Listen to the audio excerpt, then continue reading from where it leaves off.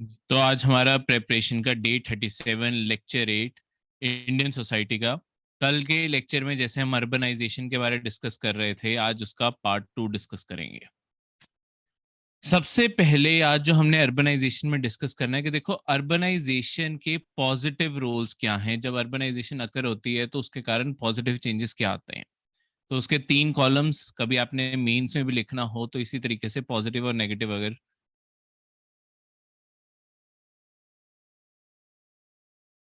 कभी क्वेश्चन आ जाए तो 3 हेडिंग्स इकोनॉमिक, ठीक है।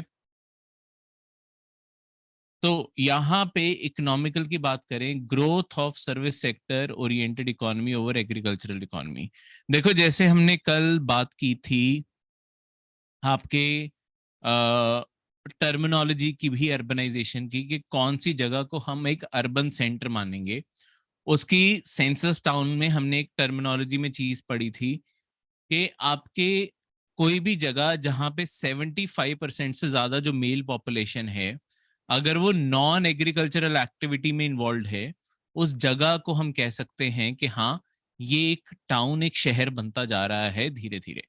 तो वही बात है। अब यहाँ पे देखो इंडिया की अर्बनाइजेशन और इंडिया की ओवरऑल डेवलपमेंट का एक यूनिक फीचर जो है, बाकी कंट्रीज की जो डेवलपमेंट का एक ग्राफ रहा है, कंट्रीज यूजली जब मूव करती हैं, कंट्रीज एग्रीकल्चर से इंडस्ट्रियलाइजेशन, इंडस्ट्रीज लगनी शुरू होती हैं, इंडस्ट्री से सर्विस सेक्टर की तरफ मूव करती हैं, ठीक है, सर्विसेज। ओवर हर ओवरऑल हर कंट्री का जो आज तक डेवलपमेंट का ग्राफ रहा है, चाहे वो वेस्टर्न कंट्रीज, अमेरिका हो गई और बाकी वेस्टर्न यूरोप हो गया, उनकी बात लगा लो, या इवन रीसेंट हिस्ट्री में चाइना लगा लो। चाइना एग्रीकल्चर से इंडस्ट्रीज की तरफ गया और इंडस्ट्री से अब धीरे धीरे सर्विसेज की तरफ जा रहा है। इंडिया का जो डेवलपमेंट पाथ रहा है, हमने डायरेक्टली एग्रीकल्चर से सर्विस की तरफ जंप मारी है। अब इसके कारण हमारे एक पॉजिटिव आउटलुक भी आता है अर्बनाइजेशन में, और दूसरी साइड पे एक नेगेटिव आउटलुक भी आ जाएगा। पॉजिटिव आउटलुक ये है कि देखो हमारे यहाँ पे जितने शहर बढ़ेंगे, शहरों के अंदर ऑब्वियसली सर्विस सेक्टर ज्यादा ग्रो करता है, ठीक है, क्योंकि ज्यादा स्किल्ड वर्कफोर्स एक जगह पे इकट्ठी हो जाती है, एजुकेशन को भी बूस्ट मिलता है, स्किल डेवलपमेंट भी एक कॉमन जगह पे करवानी आसान हो जाती है। इस सारी चीज के कारण आपके सर्विस सेक्टर, आईटी इंडस्ट्री होगी, बीपीओ जो आपके कॉल सेंटर्स हैं वो हो गए, या आपकी शॉपिंग कॉम्प्लेक्सेस, मॉल्स, ये हो गई, ये सारे जितना भी इकोनॉमिक इंफ्रास्ट्रक्चर है, सारी की सारी चीज को बूस्ट मिलता है, ठीक है। तो सर्विस सेक्टर हमारा जो इम्पोर्टेंट भी इस कारण है क्योंकि सर्विस सेक्टर इंडिया की 60% से ज्यादा जीडीपी में कंट्रीब्यूट कर रहा है। तो अगर जितनी अर्बनाइजेशन होगी उतना सर्विस सेक्टर ग्रो करेगा, जितना सर्विस सेक्टर ग्रो करेगा उतनी ही इंडिया की जीडीपी में और ज्यादा कंट्रीब्यूशन और ज्यादा अर्निंग बढ़ेगी। तो ये एक पॉजिटिव आउटकम है, ठीक है। अब इसके साथ अब जो दूसरी चीज है वो है बूस्ट टू इंफ्रास्ट्रक्चर डेवलपमेंट। देखो जैसे जैसे अर्बनाइजेशन होती है, साथ साथ आपके इंफ्रास्ट्रक्चर डेवलपमेंट के ऊपर खासकर फोकस रहता है। हाई राइज बिल्डिंग्स होगी, ठीक है, फ्लैट्स, चाहे लोगों के रहने के लिए फ्लैट्स बने, सड़कें बनी, फिर स्ट्रीट लैम्प्स लगे, हेल्थ फैसिलिटीज बनी, स्कूल बना, ओवरऑल जो एक डेवलप एरिया है वो फैसिलिटी से सब कुछ डेवलप हो जाता है। उसके बाद मोबिलाइजेशन फैसिलिटीज, मोबिलाइजेशन फैसिलिटीज, ये भी मोबिलाइजेशन फैसिलिटीज का मतलब होता है लोगों की मूवमेंट कैसे करवाई जाए। देखो अर्बन शहरों में लोग मूव कैसे करते हैं ना, ये इसके ऊपर ध्यान रखना बहुत जरूरी होता है सरकार के लिए, क्योंकि अगर हर बंदा अपनी अपनी पर्सनल कार पे मूव कर रहा है, ऑब्वियसली प्रॉब्लम बढ़ेगी। तो ये नेगेटिव आउटकम्स में हम मोबिलाइजेशन को भी देख सकते हैं।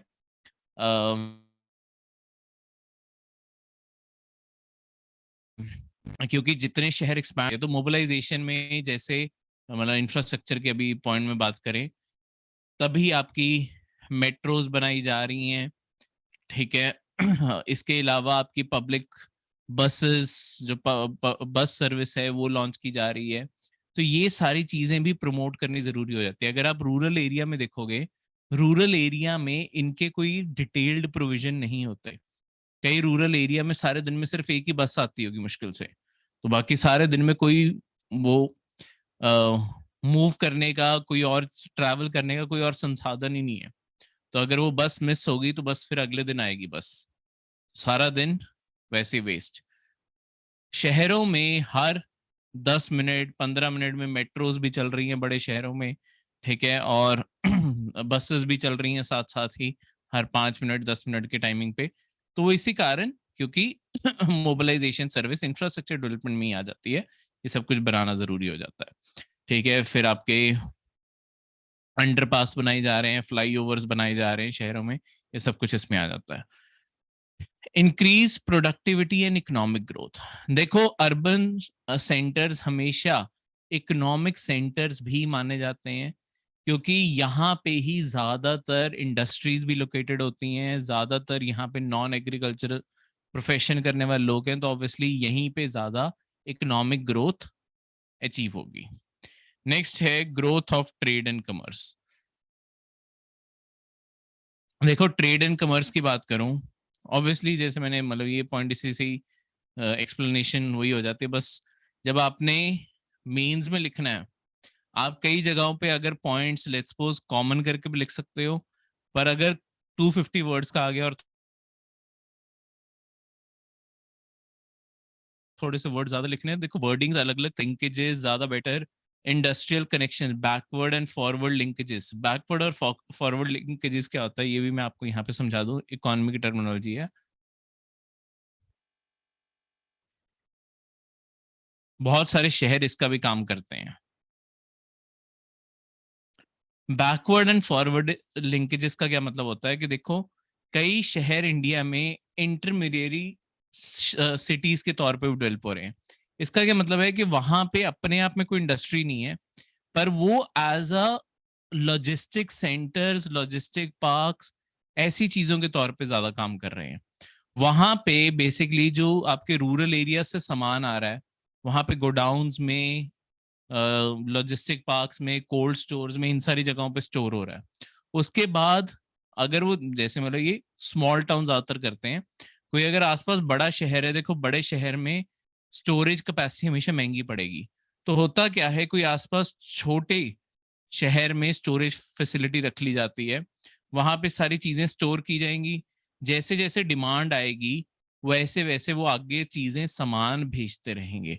तो बैकवर्ड और फॉरवर्ड लिंकेजेस ये करते हुए भी आपके बहुत सारे सामान, सॉरी बहुत सारे शहर आपके डेवलप होते जा रहे हैं इंडिया में।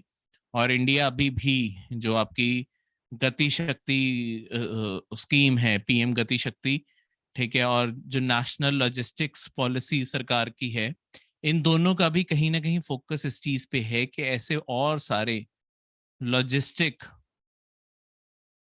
टाउन्स बनाए जा सकें इंडिया में, जहां पे इसके कारण इंडिया में अर्बनाइजेशन भी बढ़ेगी, ठीक है, क्योंकि और जगहों पे भी ऐसे सेंटर्स खुलने लगेंगे, तो वहां पे ऐसे सेंटर्स में फिर रहने वाले लोगों का प्रोफेशन, ट्रांसपोर्टेशन, ऐसी चीजों से ज्यादा जुड़ जाता है, ठीक है। पर नॉन एग्रीकल्चरल एक्टिविटीज हैं तो ऑब्वियसली उनकी कमाई भी बढ़ेगी, और ट्रांसपोर्टेशन सर्विस सेक्टर है तो उससे ग्रोथ और भी बढ़ेगी। ग्रोथ इन टूरिज्म, देखो टूरिज्म में भी ऑब्वियसली ग्रोथ होती है, क्योंकि जब भी लोग कहीं पे भी ट्रैवल करेंगे, लोग अगर लेट्स सपोज खासकर अगर फॉरेन टूरिस्ट आता है, वो अच्छे खासे होटल्स ढूंढेंगे, प्लस अगर वो इंडिया में कोई मीटिंग्स करने आ रहे हैं, वो इंडिया में अलग अलग स्पॉट्स घूमने आ रहे हैं, कहीं ना कहीं शहरों में ही लोग ज्यादा रुकना पसंद करेंगे, ठीक है, अनटिल अनलेस कोई बहुत बड़ा रिजॉर्ट आपके रूरल एरिया में जाके बनाओ, ज्यादा लोग शहरों में ही रुकेंगे, और शहरों में अक्सर ही तभी इसी कारण होटल्स और ये सारी चीजें ज्यादा होती हैं। और खासकर अगर आप नोटिस करोगे जो आपके इंटरनेशनल एयरपोर्ट्स होते हैं उनके आसपास होटल ज्यादा होते हैं, क्योंकि कई लोग सिर्फ एक दिन दो दिन ट्रैवल करने के लिए भी आए होते हैं। तो एयरपोर्ट्स की डेवलपमेंट, इंफ्रास्ट्रक्चर की डेवलपमेंट, बिजनेस सेंटर की डेवलपमेंट, वो अपने आप बिजनेस टूरिज्म, हेल्थ टूरिज्म, जो इंडिया का एक और बहुत बड़ा टूरिज्म फैक्टर है, देखो इंडिया में ना हेल्थ टूरिज्म बहुत है। हेल्थ टूरिज्म क्या होता है कि देखो बहुत सारे लोग बाकी कंट्रीज से इंडिया में इलाज करवाने आते रहते हैं, ठीक है, तो ये हेल्थ टूरिज्म भी इंडिया में काफी बड़ी चीज है। अब सोशल फैक्टर्स पॉजिटिव आउटकम्स में चले, देखो स्प्रेड ऑफ एजुकेशन, ज्यादा शहरों में पुश अपने आप ही आता है, क्योंकि शहरों में ज्यादातर लोग अगर अपने आप को एजुकेट कर रहे हैं अपने आप को आगे बढ़ाने की, क्योंकि एग्रीकल्चर तो है नहीं, अगर शहरों में ग्रो करना है तो पढ़ना ही जरूरी है, नहीं तो नहीं ग्रो कर पाओगे। तो अगर एजुकेशन का प्रेशर अपने आप ही क्रिएट होता है, ठीक है, और जब एजुकेशन का प्रेशर लोगों के ऊपर अपने आप ही, वो एजुकेट अप स्किल हर चीज करना चाहेंगे ताकि वो मार्केट से कनेक्टेड रहें और लगातार जो भी नई स्किल्स आ रही हैं उसे एक्वायर भी करते रहें। ठीक है, अब इससे आगे बढ़ते हुए women empowerment and gender equality, देखो अर्बन एरियाज में वुमेन के पास अर्निंग अपॉर्चुनिटीज बेटर होती है। अब मैं ये थोड़ा सा मैं पॉइंट क्लियर करना चाहूंगा कि मैंने यहाँ पे ये क्यों नहीं बोला कि वुमेन अर्बन एरियाज में जॉब ज्यादा करती हैं, क्योंकि एक्चुअली रूरल एरियाज में जो फैक्ट्स हैं, इकोनॉमी के फैक्ट्स नहीं गलत कह सकते, देखो गलत फैक्ट्स कभी पेपर में कोट नहीं कर रहे, ज्यादा अगर मैं इंप्लॉयमेंट की बात करूं कि वुमेन काम कहाँ पे, वर्किंग कहाँ पे ज्यादा है, रूरल एरिया में वुमेन ज्यादा वर्किंग है। उसका सीधा असर ये भी है, मतलब कहाँ पे वर्किंग है, फिर जो फील्ड है बहुत सारे खेतों के अंदर इंक्लूडिंग अपने खुद के फार्म्स के ऊपर बहुत सारी वुमेन हेल्प भी करती हैं या किसी और के फार्म पे काम करने भी जाती हैं, तो वुमेन काफी बड़े स्केल पे। तो अगर परसेंटेज ऑफ वुमेन देखूं वर्किंग शहरों में ज्यादा है या अर्बन एरिया में, तो रूरल एरिया में वुमेन ज्यादा वर्किंग है। पर वही बात आती है कि वहां पे एग्रीकल्चरल क्योंकि वर्क है, अपने आप ही कमाई कम रह जाती है। अगर अर्निंग बढ़ानी है उसके लिए आपको ज्यादा बेटर जॉब्स चाहिए, वो अपॉर्चुनिटीज आपको सिर्फ शहर दे पाते हैं। ठीक है, ब्रॉड स्केल पे ज्यादा लोगों को। और रूरल एरिया में ये भी फैक्टर रहता है कि देखो चाहे वुमेन फील्ड में काम कर रही है, लेट्स सपोज वो अपने ही फील्ड में काम कर रही है, पर उनके ऑब्वियसली वो इकोनॉमी में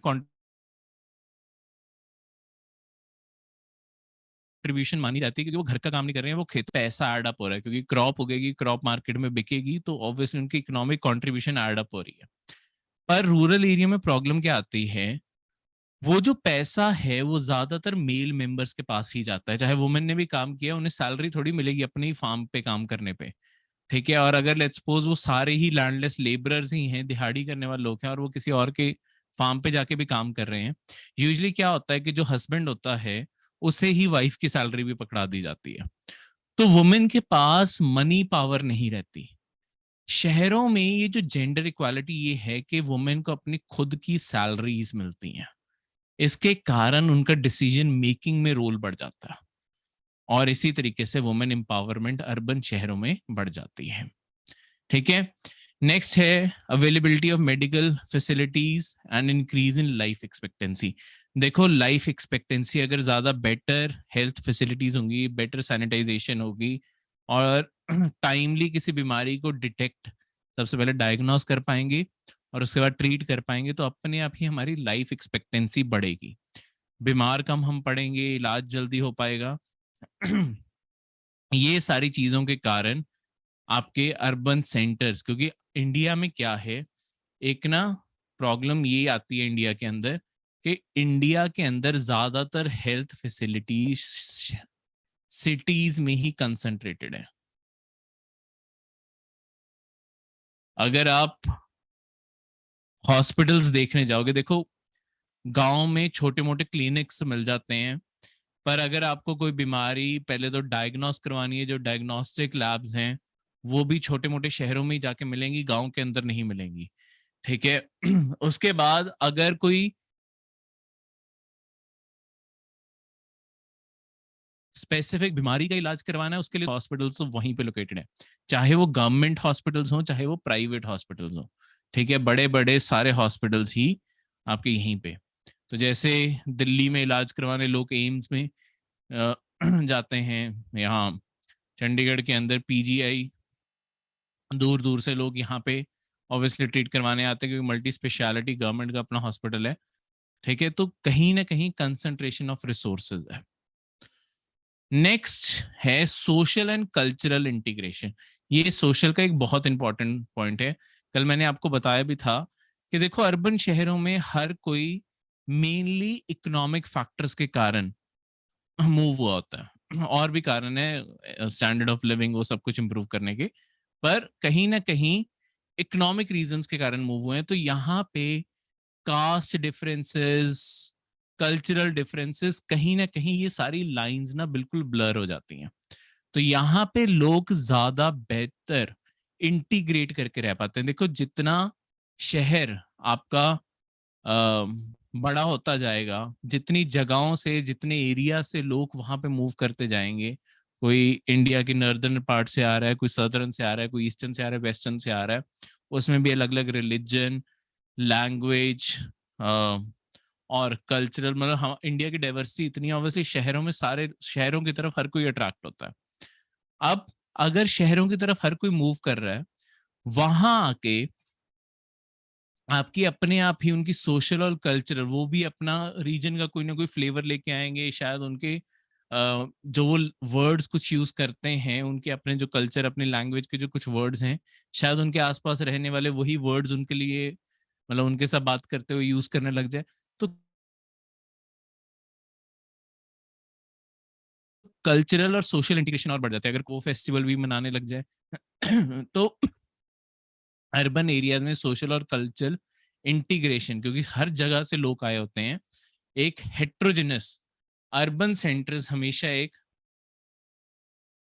हेट्रोजिनस सोसाइटी के तौर पे एग्जिस्ट कर रहे होते हैं, जहां पे हर religion, caste, race, social believes और थॉट प्रोसेस के लोग एक साथ आके रहते हैं। तो ऑब्वियसली हेट्रोजिनस सोसाइटी है, सब कुछ मिक्स होकर रहता है, ठीक है। तो कोई भी एक सिंगल उसकी डोमिनेंस नहीं होती। नेक्स्ट है पॉलिटिकल। देखो शहरों में रहने के कारण बहुत सारे लोग, अगर लेट्स वो नेशनल लेवल पे नहीं, कम से कम लोग अपने म्यूनिसिपैलिटी, म्यूनिसिपल कॉरपोरेशंस, उनके साथ बहुत ज्यादा इन्वॉल्व होते हैं। अपने वार्ड मेंबर से जो किसी को जो भी चाहिए, कोई भी अपने लोकल एरिया में प्रॉब्लम आ रही है, लोग साथ के साथ शिकायत करने पहुंच जाते हैं, ठीक है। और इसी के कारण ओवरऑल जो पॉलिटिक्स है शहरों में आके ये भी कॉम्प्लेक्स हो जाती है। क्योंकि देखो इंडिया की एक रियलिटी है कि कहीं ना कहीं हम जब वोट बैंक हमारे पॉलिटिशियंस मांगने जाते हैं, वोट बैंक को इस तरीके से क्रिएट कर देते हैं रूरल एरियाज में, कास्ट बेसिस पे, रिलीजन बेसिस पे। ये बाउंड्रीज शहरों में बनानी मुश्किल हो जाती हैं। इस कारण लोगों की, क्योंकि लोग और फैसिलिटीज की डिमांड कर रहे होते हैं, ठीक है, शहरों में रहते हुए और भी तो प्रॉब्लम्स हैं। तो लोगों की ये प्रायोरिटीज हटके और चीजों की तरफ भी प्रायोरिटीज बढ़ जाती हैं। तो एक्टिव इन्वॉल्वमेंट लोगों की पॉलिटिक्स में ज्यादा होती है, ठीक है। और शहरों में रहने के कारण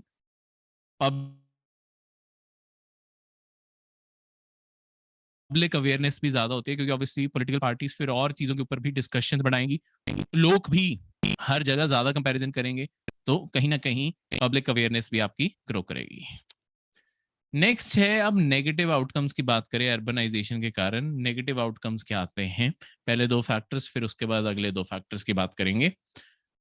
तो सबसे पहले दो फैक्टर्स की बात करें तो इकोनॉमिकल और सोशल।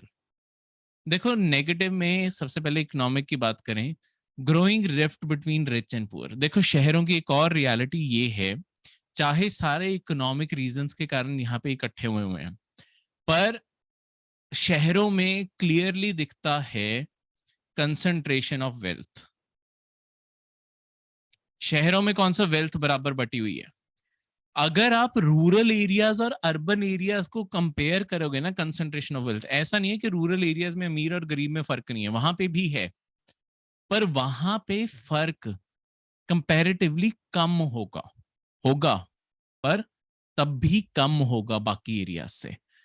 अर्बन एरिया में, क्योंकि जैसे मुंबई जैसे शहर में लोगों के पास मतलब अनअकाउंटेड वेल्थ ही पता नहीं कितनी होगी, ठीक है, मतलब साउथ बॉम्बे की साइड लोगों के पास अनअकाउंटेड वेल्थ ही कितनी होगी। वहीं पे मुंबई के अंदर लोग ऐसे भी रह रहे हैं जहाँ पे स्लम्स बने हुए हैं, धारावी, ये सारी जगहों पे, वहां पे बेयर मिनिमम पे भी लोग रह रहे हैं। तो इस कारण बहुत ही कम पॉपुलेशन के पास ज्यादातर वेल्थ होती है। तो ये आपकी कंसंट्रेशन ऑफ वेल्थ उतनी ही बढ़ती जाती है जितने अर्बन सेंटर्स बढ़ते जा रहे हैं। तो ऑब्वियसली रूरल एरिया में फर्क है, जैसे मैंने आपको बताया, पर वहां पे इतना बड़ा फर्क नहीं पड़ता। मतलब ऑब्वियसली फर्क होगा, काफी होगा, पर तो फिर लोगों की वेल्थ की भी कोई हद नहीं रहती। ठीक है, तो इस कारण अगली चीज है इंक्रीज्ड कॉस्ट ऑफ लिविंग। देखो शहरों में ज्यादातर लोग इकोनॉमिक रीजन में जब मूव करते हैं, उन्हें यही होता है कि जितना वो गांव में कमा रहे हैं उससे बेटर वो शहरों में जाके कमा लेंगे। पर प्रॉब्लम क्या है, शहरों में खर्चा भी तो बढ़ जाएगा, खाना महंगा, रहना महंगा, ट्रैवल महंगा। ठीक है, हर चीज कॉस्ट भी ज्यादा करेगी। तो ये नेगेटिव फैक्टर है कि जितना पर्सन कमाता है वो कहीं ना कहीं इस चीज में गवा भी देता है, क्योंकि कॉस्ट ऑफ लिविंग ही बहुत हो जाएगी। नेक्स्ट है कंफ्लिक्ट ओवर स्केर्स रिसोर्सेज। लोगों में अक्सर ही, क्योंकि देखो शहरों में अक्सर लैंड, वाटर, ये सारी चीजों को लेके आपके कंफ्लिक्ट का मतलब ऐसा नहीं कि लड़ाइयां कई जगहों पे, चलो वो भी अक्कर हो जाती हैं। कंफ्लिक्ट का मतलब है कि सरकार के पास लिमिटेड ही है ये सारी चीजें शहरों को देने के लिए। जमीन लिमिटेड है, खासकर जब आपके अर्बन शहर पहाड़ों में बनते हैं, अर्बन एरियाज पहाड़ों में है। अब पार्किंग स्पेसेस ऑब्वियसली पहाड़ों में अक्सर आप शहरों को देखोगे, वहां पे पार्किंग स्पेसेस की प्रॉब्लम रहती रहती है, कहाँ बना दें, जगह ही नहीं है ऑब्वियसली। ठीक है, वही बात वाटर की भी, जैसे शिमला हिमाचल की कैपिटल है, हर समर्स में वहां पे पानी की भी और लैंड की, दोनों चीजों की प्रॉब्लम है वहां पे। ठीक है, क्योंकि बहुत सारे लोग हिमाचल से शिमला मूव कर गए, क्योंकि कैपिटल है, ज्यादा बेटर अर्निंग अपॉर्चुनिटी है, पॉलिटिकल सेंटर भी, इकोनॉमिक सेंटर भी है। पर ना उतनी लोगों को वहां पे रखने की जगह है, लैंड पहाड़ों में लिमिटेड ही होगा। मतलब पहाड़ों का एग्जांपल दे रहा हूँ ऑब्वियसली, क्योंकि लैंड बिल्कुल ही स्केर्स करके एग्जांपल दे रहा हूँ मैं। ठीक है, मुंबई का भी एग्जांपल ले लो, कोस्टल शहर है, जगह नहीं है वहां पे, तभी तो मजाक भी बनता है मुंबई का कि 6 बाय 6 फीट का एक रूम को बोलेंगे कि ये घर है। ठीक है, और उसका रेंट कितना, 25-30 हजार। तो कहाँ से एक बंदा सिर्फ इतने के रूम के लिए कि बस एक साइड चलोगे बस खत्म हो जाओगे। ठीक है, इतने का और इतना ज्यादा रेंट, कई जगहों पे एक्चुअली इतने इतने रेंट है वहां पे, हर जगह नहीं ऑब्वियसली। तभी लोग शहरों से थोड़ा थोड़ा दूर, मेन सेंटर से दूर रहने लग जाते हैं, क्योंकि सस्ता पड़े। तो कन्फ्लिक्ट है स्केर्स रिसोर्सेस का। फिर यहाँ डिक्रीज आना था, ये स्पेलिंग मिस्टेक होगी, डिक्रीज, ऐसी, डिक्रीज इन एग्रीकल्चरल इन्वेस्टमेंट। देखो अगर लोग शहरों की तरफ मूव करते हैं कहीं ना कहीं, और लेट्स सपोज उनकी जमीनें भी हैं रूरल एरियाज में, पर अगर आप शहरों में सेटल डाउन होने की कोशिश कर रहे हो, तो ऑब्वियसली आप एग्रीकल्चर के ऊपर अभी खर्चा तो नहीं करोगे। वहां आप कोशिश करोगे जो जैसा चल रहा है चलने दो, क्योंकि आपके माइंड में आ चुका है कि आपने तो शहर में ही शिफ्ट होना है। तो जब लोगों के मन में यही आ जाता है कि हमने तो शहर में ही शिफ्ट हो जाना है, तो एग्रीकल्चर में जो उन्होंने इन्वेस्ट शायद करना था, लैंड और इम्प्रूव करना था, कोई और मशीनरी लेनी थी, वो सब रुक जाता है, क्योंकि उनका मेन फोकस उस साइड पे अब रहा ही नहीं। तो एग्रीकल्चर जो इंडिया का ऑब्वियसली पहले ही बैकवर्ड है, वो और ज्यादा बैकवर्ड होता जा रहा है हर साल। अगर आप एग्रीकल्चर के अंदर इन्वेस्टमेंट देखोगे ना, वो लगातार गिरती जा रही है। उसका मेन कारण ये भी है, वन ऑफ द रीजन ये भी है कि लोग अर्बन सेंटर्स की तरफ मूव कर रहे हैं, तो अब उनकी प्रियोरिटी नहीं है एग्रीकल्चर। जिनके पास जमीनें भी हैं, वो बस जैसा पीछे चल रहा है चलता रहे, यही बस उनके लिए काफी है। नेक्स्ट है सोशल।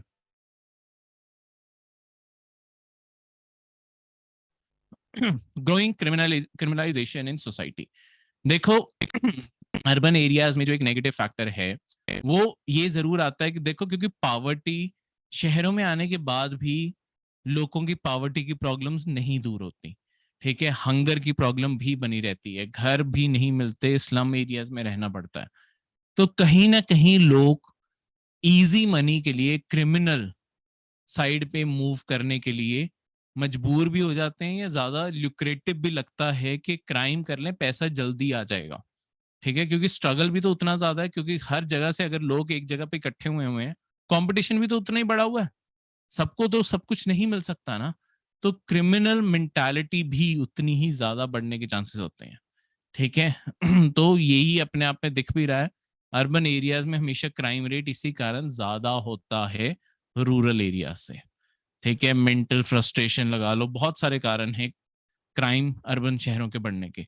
ठीक है, स्ट्रेस लेवल लगा लो, फिर आपका रोड रेज लगा लो, वो भी क्रिमिनल एक्ट ही है। अगर एक्सीडेंट हुआ, लोग गाड़ियों से बाहर निकले, एक बंदे को पीट पीट के जान से मार डाला, क्यों? क्योंकि कई बार ऐसी छोटे छोटे रीजन भी होते हैं कि इसने 2 बारी हॉर्न एक्स्ट्रा मार दिया था, तो बस उस बंदे को कार से निकाल के मार डाला। तो ये क्यों हो रहा है? क्योंकि रोड रेज, शहरों में रहने में, ट्रैफिक जाम में फंसने में, ये सारे मेंटल स्ट्रेस में, ये सारी चीजों में लोग फ्रस्ट्रेशन में क्रिमिनल मेंटालिटी अपनाने के ज्यादा चांसेस होल्ड करते हैं। नेक्स्ट है over population causing accommodation problem and creation of slums. तो अगली प्रॉब्लम जो है वो ये है कि आपकी जैसे जैसे ओवर पॉपुलेशन, मतलब जैसे जैसे आपकी पॉपुलेशन बढ़ती जा रही है, कहीं ना कहीं आपके स्लम्स की, क्योंकि लोग रेंट ही अफोर्ड नहीं कर सकते, रेंट नहीं अफोर्ड कर सकते, और वो तो पहले ही इस कारण शहरों में मूव किए ना, ताकि कमाई कर सकें। जितना कमा रहे हैं अगर उतना भी रेंट भी गवा दिया तो वापस घर क्या भेजेंगे? क्योंकि ज्यादातर लोग, अगर आप देखोगे, देखो अर्बन माइग्रेशन में सोशल फैक्टर में एक नेगेटिव ट्रेंड और भी है, वो है कि ज्यादा मेल माइग्रेशन है। यहीं पे जो रूरल एरियाज हैं वहां पे फेमिनाइजेशन ऑफ एग्रीकल्चर हो रहा है, एक एक्चुअल ट्रेंड है रूरल एरिया में, फेमिनाइजेशन ऑफ एग्रीकल्चर। देखो कई जगहों पे जहां पे अर्निंग के लिए, खासकर अगर लोग अर्बन सेंटर्स में मूव कर रहे हैं ना, तो चांसेस होते हैं कि मेल मेंबर शहरों में जाएगा, बाकी परिवार वहीं रूरल एरियाज में रह जाता है। अब अगर बाकी परिवार वहां पे रह गया और खेत वहां पे हैं, खेती कौन करेगा? तो पीछे जो वुमेन, जो वाइफ है, अगर वो पीछे रह गई है तो ऑब्वियसली वो खेत संभालने लग गई हैं। बहुत सारी जगहों पे ऐसा हो गया है कि एग्रीकल्चर की इसी कारण फेमिनाइजेशन हो चुकी है, वहां पे फीमेल्स अब खेती कर रही हैं, क्योंकि और अर्बन सेंटर्स में मेल्स ज्यादा मूव करते हैं। इसी कारण अगर आप अर्बन सेंटर्स में देखोगे, मेल पॉपुलेशन डेंसिटी ज्यादा है फीमेल उससे। नेक्स्ट है अनएम्प्लॉयमेंट और अंडर एम्प्लॉयमेंट। देखो क्योंकि इतना कंपटीशन है, तो यहाँ तो अर्बन शहर गारंटी थोड़ी करते हैं कि सबको नौकरियां मिल जाएंगी, और जो उनकी स्किल है उसी के मुताबिक नौकरियां मिल जाएंगी। क्योंकि कंपटीशन इतना ज्यादा है, तो अंडर एम्प्लॉयमेंट बहुत ही कॉमन चीज है कि उन्हें जितनी वेज एक्सपेक्टेशन है, उनकी जो स्किल है उससे कहीं गुना नीचे उन्हें जॉब मिले, क्योंकि कंपटीशन ही बहुत ज्यादा है।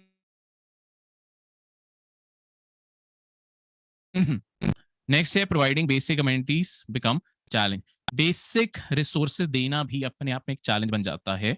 ठीक है, क्योंकि अगर शहर लगातार एक्सपैंड करते रहेंगे, कहाँ से हम 24 घंटे बिजली, 24 घंटे पानी, ठीक है, फिर आपकी लगातार सड़कों की मेंटेनेंस, फुटपाथ की मेंटेनेंस, पब्लिक पार्क्स की मेंटेनेंस, सरकार के ऊपर भी तो खर्चा उतना बढ़ता जाता है, उतनी टैक्स की कलेक्शन हो नहीं रही, इतना खर्चा बढ़ रहा है।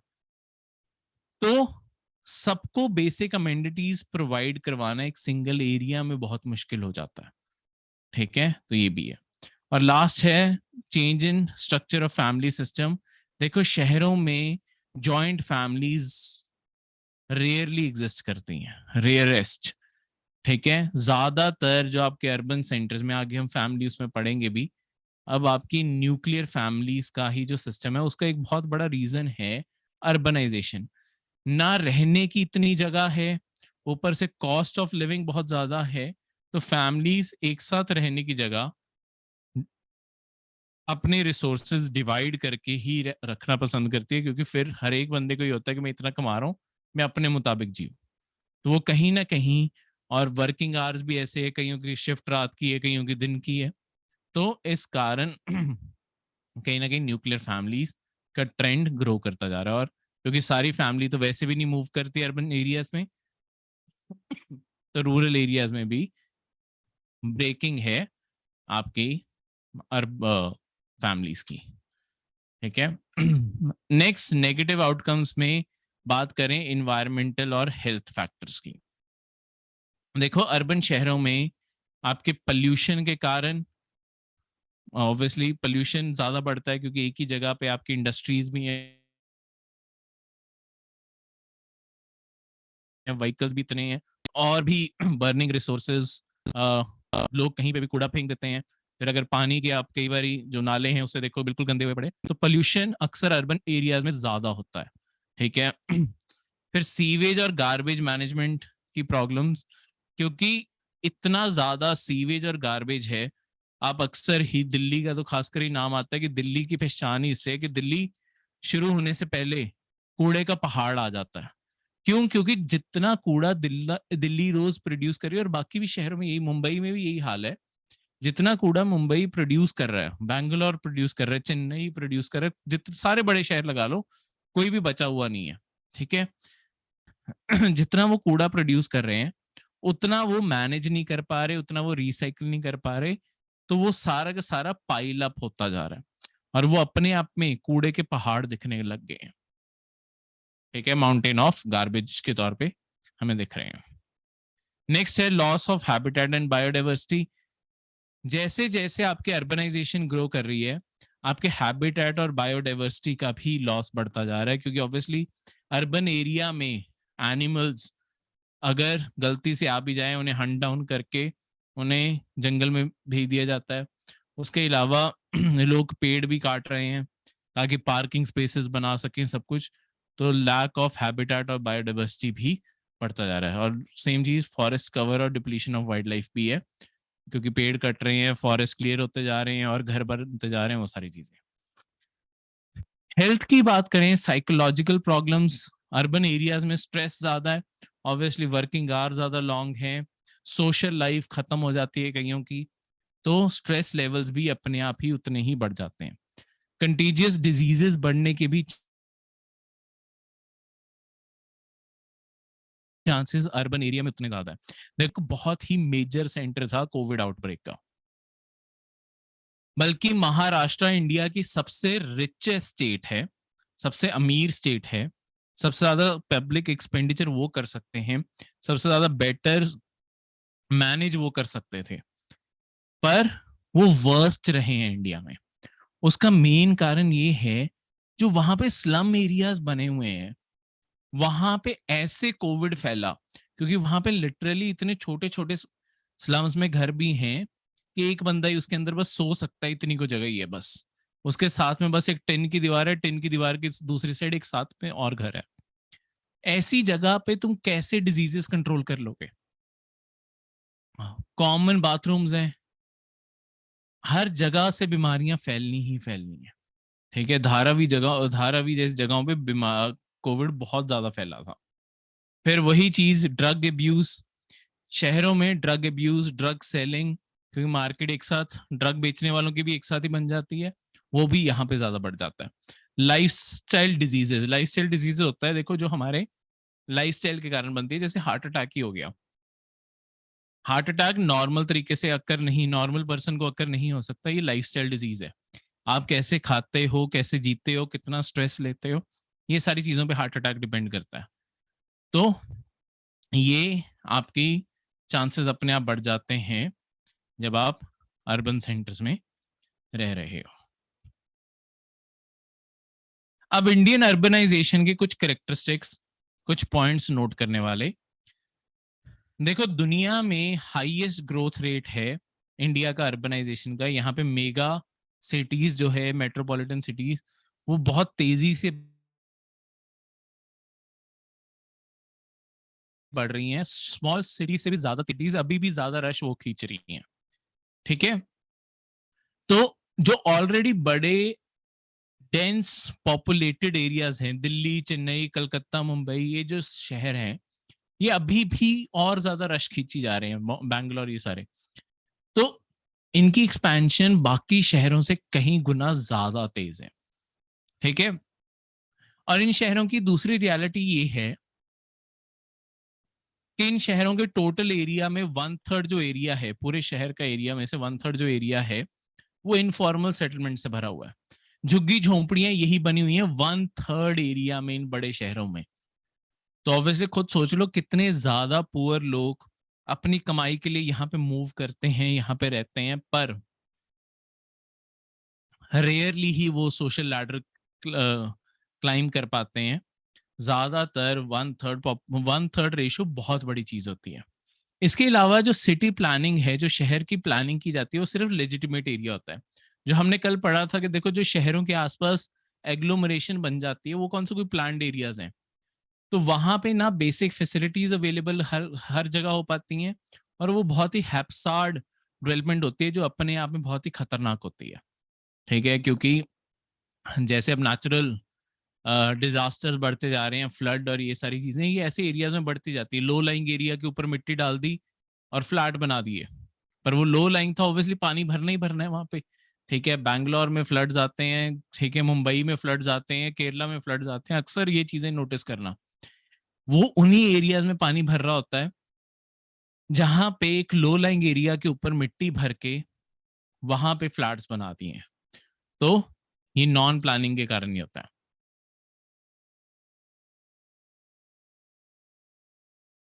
नेक्स्ट है growing regionalism in face of migration. देखो जहां पे माइग्रेशन हो रही है ना, वहां पे लोगों के मन में, जो वहां के अपने लोकल लोग हैं, वहां पे उनके मन में सेंटिमेंट्स नेगेटिव हैं बाहर के लोगों को लेके। जैसे कर्नाटका इसका एक बहुत बड़ा एग्जांपल है। कर्नाटका में ना लोगों में, ये लेटेस्ट स्टेट्स में कर्नाटका इसका बहुत बड़ा एग्जांपल है, क्योंकि कर्नाटका, बैंगलोर, ये सारा आईटी हब वहां पे है। बहुत सारे लोग वहां पे माइग्रेट कर रहे हैं, इंडस्ट्री भी बहुत लग रही है, इंडस्ट्री के वर्कर्स इंडिया के अलग अलग स्टेट से जा रहे हैं वहां पे। वहां के लोकल लोगों को लगता है ये सारे लोग हमारे एरिया में आके रह रहे हैं, हमारी जॉब्स ले रहे हैं। तो वहां पे कन्नड़ सेंटिमेंट्स इतने ज्यादा हैं, तभी तो वहां पे सरकार प्राइवेट इंडस्ट्रीज के लिए भी कोटा पास करी जा रही है, क्योंकि बाहर वाले लोगों को लेके सेंटिमेंट्स, हरियाणा ने भी कोटा पास किया था, ये सारी स्टेट्स इसी कारण, क्योंकि वहां पे लोकल लोगों में नेगेटिव सेंटिमेंट्स बहुत ज्यादा है कि ये बाहर वाले लोग आके हमारी फैसिलिटीज, हमारे शहर, हमारी जॉब्स ले रहे हैं, ठीक है। ये किसी भी एरिया के साथ होता है। जो लोग वहां पे रहते होते हैं उन्हें लगता है सिर्फ उन्हीं का अधिकार है उस एरिया पे और किसी का नहीं है। तो कहीं ना कहीं ये सेंटिमेंट्स बढ़ते बढ़ते नेगेटिव रूप ही ले जाते हैं, ठीक है। कई बार फिर जो इमिग्रेंट्स होते हैं, जो बाहर से आए होते हैं, उनके ऊपर हमले भी हो जाते हैं। इंक्रीज इन स्लम्स है, क्योंकि poverty, unemployment, exploitation, inequality, degradation of quality of life, इस कारण स्लम आपके बढ़ते जा रहे हैं। गरीबी क्योंकि खत्म नहीं हो रही, अनएम्प्लॉयमेंट भी है, लोगों का एक्सप्लॉयटेशन भी हो रही है, क्योंकि जितना उन्हें कई बार सैलरी मिलनी चाहिए नहीं मिलती, इनइक्वालिटी बहुत ज्यादा, ये सारी चीजें। अर्बनाइजेशन इंडिया में जो ट्रेंड है वो कहीं ना कहीं, जो हमने कल पुश और पुल फैक्टर पढ़ा था, उसमें पुश फैक्टर ज्यादा बड़ा है, पुल फैक्टर कि लोग वहां पे इसलिए जाना चाहें कि वाह, वहां जाके लाइफ ही कोई बदल जाएगी। बल्कि रूरल एरियाज में, क्योंकि लिविंग कंडीशन ज्यादा पुअर हैं, वहां पे इकोनॉमिक अपॉर्चुनिटीज बहुत कम है, हेल्थ फैसिलिटीज बहुत कम है, ये सारी चीजों के कारण लोग छोड़ छोड़ के अर्बन शहरों में जा रहे हैं। जैसे मैंने आपको कल हिमालयन स्टेट्स का एग्जांपल बताया था कि गांव के गांव खाली हुए पड़े हैं, कहाँ गए लोग, शहरों में मूव करके। नेक्स्ट है demographic explosion in few areas. इसी के कारण कई जगहों पे आपकी आबादी सडनली बहुत ज्यादा बूम कर रही है, क्योंकि लोग शहरों की तरफ बहुत ज्यादा मूव कर रहे हैं। तो डेमोग्राफिक एक्सप्लोजन का ये मतलब है कि पॉपुलेशन सडनली शहरों में बहुत ज्यादा बढ़ रही है, तो रिसोर्सेज, हर चीज के ऊपर स्ट्रेस आएगा, रेंट्स भी और ज्यादा बढ़ेंगे, सब कुछ प्रॉब्लम आएगी। ये सब कुछ हुआ है विदाउट मच इंडस्ट्रियलाइजेशन। आपकी इंडिया में इंडस्ट्रियलाइजेशन नहीं हुई, इसी कारण अनएम्प्लॉयमेंट, ये सारी चीजों की प्रॉब्लम है। हमारे यहाँ पे सर्विस सेक्टर ज्यादा ग्रो किया है, इंडस्ट्रियलाइजेशन नहीं हुई, जैसे मैंने अभी आपको पहले बताया, इस कारण भी एक बहुत बड़ी प्रॉब्लम है। और लास्ट, सदर्न इंडिया ज्यादा अर्बनाइज है, नॉर्दर्न और ईस्टर्न इंडिया अभी भी कहीं ना कहीं रूरल एरियाज में ही ज्यादा रह रहा है, ये एक्चुअल रियलिटी है। सदर्न एरिया में इंडस्ट्रियलाइजेशन भी ज्यादा है, सदर्न एरिया की स्टेट्स की जीडीपी भी ज्यादा बढ़ी है, सदर्न एरिया में पॉपुलेशन कंट्रोल भी ज्यादा बेटर है, और लास्टली सदर्न एरियाज अर्बनाइज्ड भी ज्यादा हैं नॉर्दर्न एरिया से। ये सारी रियलिटीज हैं इंडिया की, ठीक है। तो ये था आपका आज का लेक्चर। मिलते हैं आपको कल के लेक्चर में।